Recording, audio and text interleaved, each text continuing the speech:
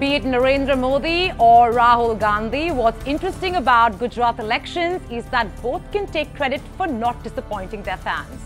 Like the song goes, while Modi, the winner, takes it all, Rahul is not standing small either. Having said that, it is undoubtedly a victory for the Prime Minister and brand Modi. And be it the 2014 Lok Sabha elections or last year's UP elections or even the just concluded state polls, Modi is the lone knight in BJP's shining armour. That said, what has also not gone unnoticed is Rahul's makeover from a reluctant leader to a vote puller. Well, it's time for the big question: is brand Modi still invincible? And has the RaGa stock risen despite the defeats in Gujarat and Himachal Pradesh? Welcome to a special edition of Brand Equity with me, Sonali Krishna. And today, over the next half hour, I'm going to be discussing just that. So without further ado, let me introduce my very esteemed panel. Joining me from Delhi is Sunil Alag, and in a bit, Gurcharan Das. From Bangalore, Harish Bichur, and from Mumbai, in just a bit, is Santosh Desai. Thank you so much for joining me, gentlemen. Let me begin with you, Sunil Alag. Post the outcome of the Gujarat election, give me your sense of how brand Modi is faring. Is he still invincible, or do you think his brand equity is not as high as it was, let's say, in 2014?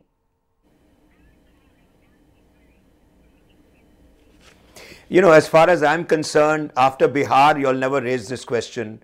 When BJP got routed because of Lalu and Nitish getting together, now you're not talking about Himachal where Congress got routed. You're only hanging on because media wants some story. Look at Gujarat. Look, as far as I'm concerned, Rahul has still a long way to go, because without Hardik Patel, without the Patidars, without everybody else, Congress has not got more than 40 or 50 seats. So they're still where they are. The question is all of India versus Modi working, or is Rahul versus Modi working? And that's what I want to put across in the table.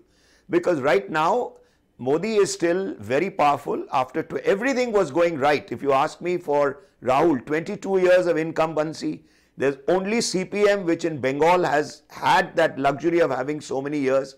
So that was against. There was a underlying current against GST, against whatever, demonetization, against a number of things.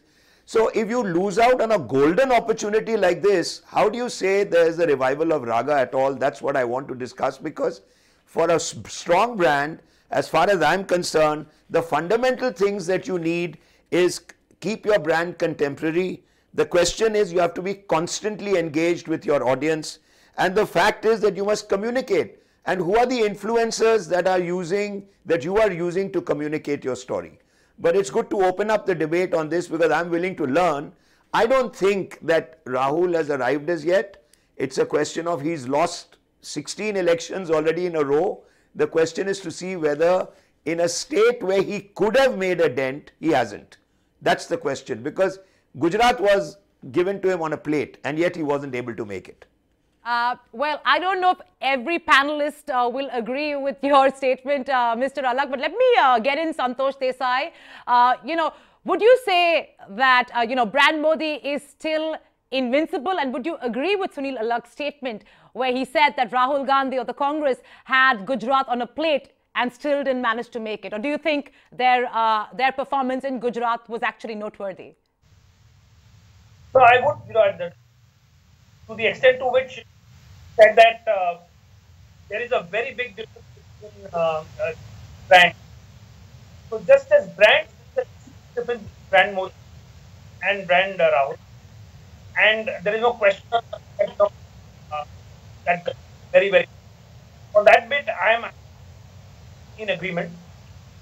Where I don't agree at all on this assessment of, I'm surprised hearing say that things were that bad in Gujarat as far as the BJP. Gujarat is the shining example of power of Modi government.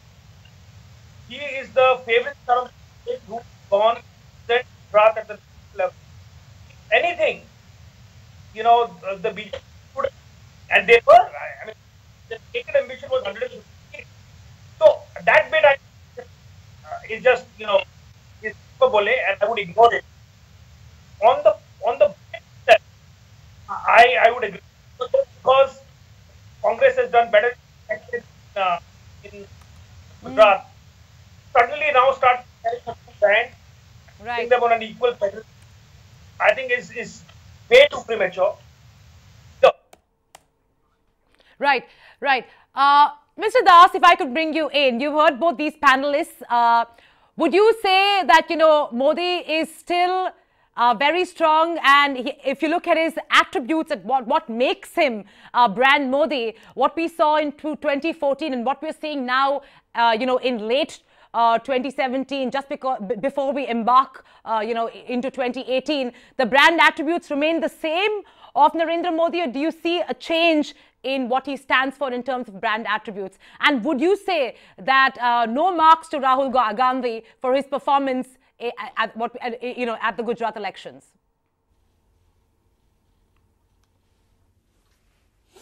I think it will be helpful if we try and understand, before judging, if we try and understand what is the brand equity of Modi and what is the brand equity of Rahul Gandhi. Well, I think the brand equity of Modi is determination, almost stubborn determination to succeed.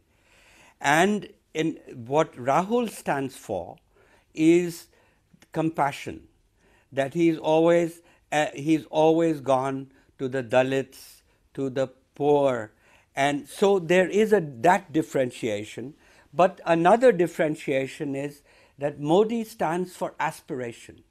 He wants, his victory in 2014 was to people who wanted to enter in the middle class and those who already had entered into the middle class. Whereas Rahul's appeal was that treating the voter as a victim rather than as an aspirant. Oh, you poor fellow, you haven't got what you deserved, so we are going to give you this. And the issue of intelligence, frankly, is not as important. And we overrate intelligence because, we had the most intelligent Prime Minister in the world, in Manmohan Singh, Oxford educated, Cambridge taught, and he was a flop. And this is also a mistake we make in business. We say, oh, IIT, IIM, Harvard Business School, let's take him. What is important, just as it's important in business to recruit for attitude and train people in skills, so in politics, we have the Indian voter has realized that it is not intelligent. People also think, oh, but Rahul's not so intelligent. I don't think that's correct. In fact, my interactions with Rahul have shown me he's highly intelligent. But intelligence matters less. And we, both as voters and as in business people, overvalue intelligence. This translates itself into, for Modi, a bias for growth and jobs. In the case of Rahul, this translates itself into equity. He would rather have equity than growth. And actually, it's a false trade-off because you can't have equity unless you have growth. The other aspect of Modi's brand equity is that he's hungry. He's hungry, he's a chai wala's son, and he's hungry to rule. Rahul is now in the 6th generation of this family. And by the 3rd, 4th generation, we have seen in business how you lose the appetite. You already have money, you already have power, and so you devote yourself to other things. So I think Rahul is a reluctant fellow, and whereas Modi is 1st generation. That's we say, there's something called Haveli ki umar 60 saal, which shows actually that the 1st generation is hungry. Motilal Nehru, Jawaharlal Nehru. The 2nd generation has money, but they want power. So you have Kennedys and Rockefellers. The 3rd generation is the one that engages in philanthropy and has lost the desire for power. So I personally think at the end of the day, it is performance that matters. Your brand equity, unless you deliver what you promise, you don't, people are not stupid. People say that, oh, Modi's there because he's smoke and mirrors and PR and advertising. No. Modi has to deliver. If he's going to win in 2019, and frankly, the Gujarat was closer than we all realized, and if he is going to create a win in 2019, he has to deliver. So far, he has not delivered the jobs that he has promised. Achhe din have not yet arrived. You need a growth rate of 8 to 9% before you can create the kind of jobs we need and for achhe din to arrive. Get in Harish Biju to take that conversation forward.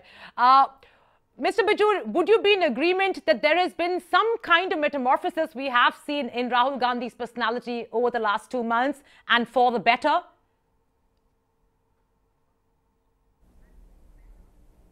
Yes. Firstly, I'd like to say that, the brand Modi hasn't dulled at all. Brand Modi is burnishing bright just as he was in 2014 and thereafter. And I think that's one of the reasons that Gujarat was won. I keep saying that, Gujarat was taken out from the gullet of defeat, and that's purely the task of one man, which is Narendra Modi. Now, as far as Rahul Gandhi is concerned, I think he's the second person who's emerged the most victorious out of the Gujarat issue. Because if you really look at it, I think he has been riled, he has been derided, he has been pushed into a corner, and I think each of these efforts have been organized efforts. And we are fully aware of troll factories, and we are fully aware of how opposition parties fight one another. Despite that, I think Rahul Gandhi led with panache, I think, in Gujarat. We saw a revival of his brand fortunes. We saw his attitude coming very different. We saw a certain degree of humility coming to the fore before Manishankar Iyer went and, came up with those misspoken words. If you really look at it, I think this is the first coming of Rahul Gandhi. I think Rahul Gandhi as a brand hasn't happened at all thus far. So I look at it as Rahul Gandhi version 1.0 now. And the next opportunity he has is with the Karnataka elections. If he is able to turn the fortunes in Karnataka, I would then say brand Rahul has arrived. And that is version 2.0 of Rahul. And version 3.0 is going to be what he is going to portray himself to be in 2019. And is he going to be the prime opposition leader against Prime Minister Modi? That's going to be a tough call, because Prime Minister Modi is still burnishing, and Rahul has to rise to that level of burnishment.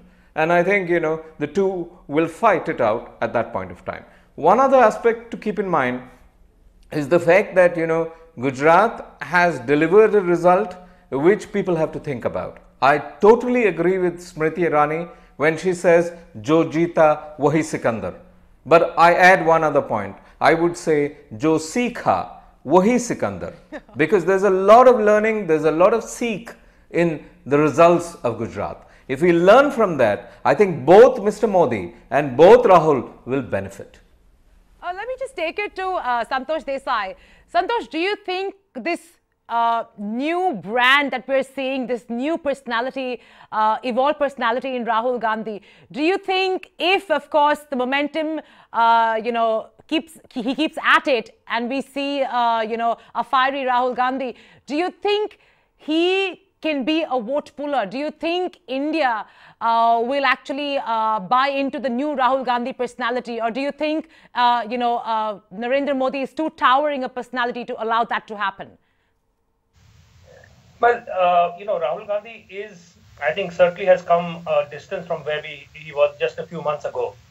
So certainly as against, that point in time, I think there is a big difference. And again, I think there is a long way to go. And I think the other thing to acknowledge is that, this is not, a battle between individuals. This is a battle between political forces. And Gujarat is, however strong brand Modi might be, There was absolutely no, the BJP had no business being in the position that they got to finally in Gujarat. They should have won far more comfortably than they did, and this is worrying. And it has as much to do with Modi, the Prime Minister, as it has to, and the leader of the party, as it has to do with the fact that he is still a towering personality. So, just because you are a towering personality does not mean that you will automatically win elections.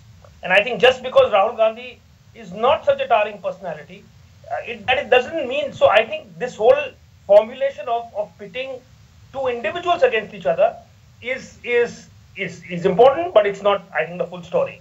Rahul Gandhi's opportunity is to win back a certain amount of credibility, but over the next, there are a lot of state elections to go. As it turns out, a lot of those elections have a significant presence of the Congress. There's Karnataka, there's Rajasthan, there's MP, and there's Chhattisgarh. These are places where he has an arena to make a mark. He has a tremendous opportunity to convert what is a beginning, and it is just a beginning, into something more robust. But he will have to marshal other forces. It will not be on the force of his personality versus the personality of Narendra Modi. It will have to be vision. It will have to be alliances. It will have to do, a lot with hard-headed politicking. Because if you were to otherwise pull out and just talk in terms of Narendra Modi versus Rahul Gandhi, by 2019, it's difficult to see him match up just in terms of as an individual leader. Mr. Das, I believe you want to come in. Please come in. Yeah, I wanted to just say, yes, there is a new improved version of Rahul Gandhi, but I think that the dynasty has run its course. In other words, there's no hunger. I think Rahul Gandhi is in politics because his mummy wants him to be in politics. That's not where his heart is. And the best thing, when you get to that fifth, sixth generation, what you do is what we do in business is we get the most competent CEOs. We surround them with an excellent team of people, and the owners, the founders of the company step back, and they do not run the business. So in the same way, the best thing that the Gandhi family, Nehru Gandhi family could do is become those sort of board members who sit at the back and get a real powerful team of people who are performers and who are also, like Modi, hungry, who have determination. And that would be my view. I think at this point, the dynasty has run its course. And the only hope for Congress party is to do what we do in the business world. Fair enough. I just want to talk about, everybody's talked about personalities. So I just want to take this conversation back and just talk about these two contrasting personalities.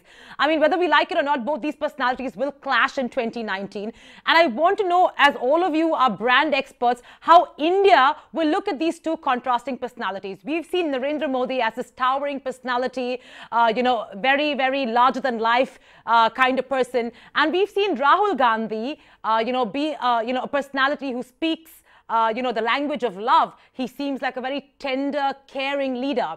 How do you think both these personalities will they cut ice?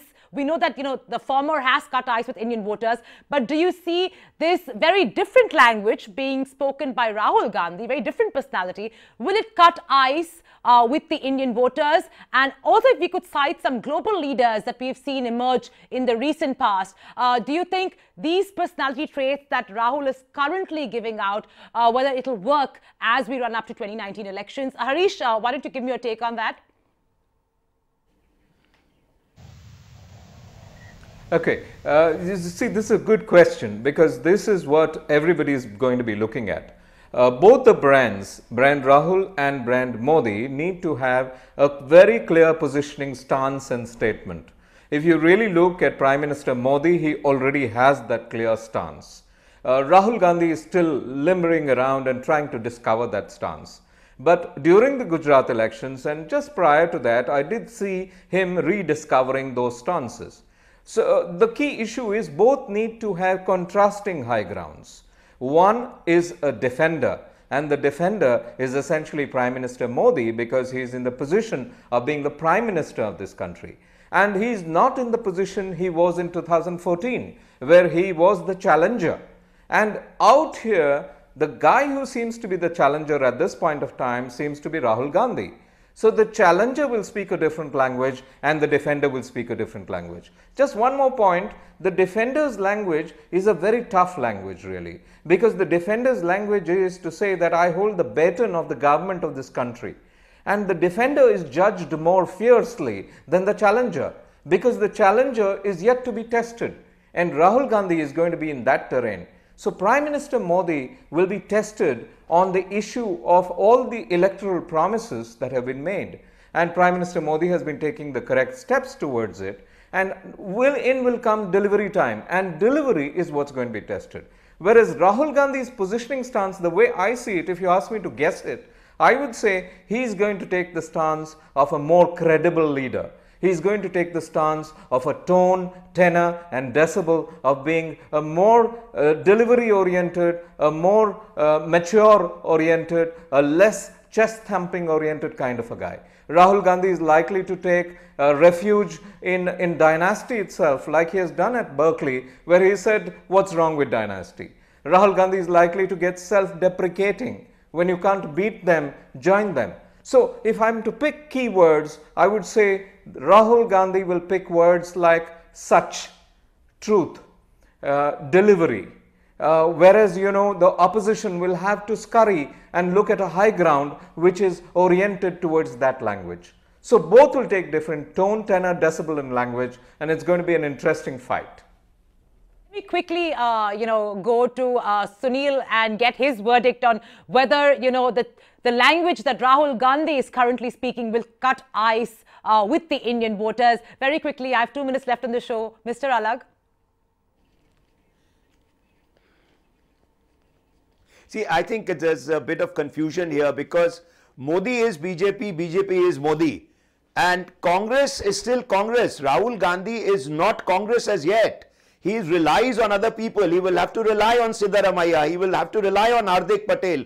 We have to see whether the Congress image is right for Rahul or not. First and foremost, you are already jumping way ahead of what the situation is today. Modi represents BJP and that's it. Does Congress, has it accepted Rahul Gandhi, or are they compelled to accept? There's an image of Congress, there's an image of Rahul, whether the two meet or not, that's what has to be discussed. And the question is that everywhere where he's made a mark, it's either with Akhilesh Yadav, or it's with Nitish, or it's with Hardik, or it's with someone else. Wherever there is a coalition, Congress has not led the party to victory. Please understand that. So he's got a long way to go. Modi's already arrived. So we are jumping the gun. What happened in Himachal? Why are we forgetting that? Nobody is questioning that. So the question is, is he a challenger? Sorry. No, all I'm saying is that, look, the debate, 1 second, sir, we never interrupted anybody. 1 second. All I'm saying is, every view has to be taken. Look, today Congress is not Rahul as yet. So he has to first represent Congress. That's all. That's all I'm saying. Maybe I'm wrong, maybe I'm right. We're all getting into challenger versus one state out of 29. Come on, yeah, please. We are going way ahead of what is happening in India. Let me get the closing word from you, Santosh. Tell me whether, his new language. Firstly, I want you to, tell me whether you agree with Sunil's, comment on whether Rahul is Congress and Congress is Rahul, and are they synonymous, just like the BJP and Narendra Modi? And B, do you think the language of love will cut ice with the Indian voters as we go forward and, embark onto 2018 and 19? Yeah, to the first one, I think that he has a point in the sense that I don't think even the Congress represents all of the opposition. I mean, in this state it might have, but I don't think even the Congress as a party really wears the mantle of a truly national, opposition today. So I think, we have to get to that point to figure out what the contours of the opposition in the national space will look like, and whether Rahul Gandhi will in fact be its space. So I think that's That is an open question. As regards the love, and coming through as more caring, I do think that, there is an element in the Modi persona. I mean, there is, in 2014, it was all aspiration. It was a good melding of the positive and the somewhat steelier aspects, the darker aspects of his personality and his promise. I think what we've seen at the end, of the Gujarat campaign, however, was a much darker kind of his campaigning style was much darker. I fear that if that gets amplified, and because the BJP has that side to it, which can be quite aggressive and nasty, if that happens, then the Rahul Gandhi counterpoint can have some merit and can have some effect.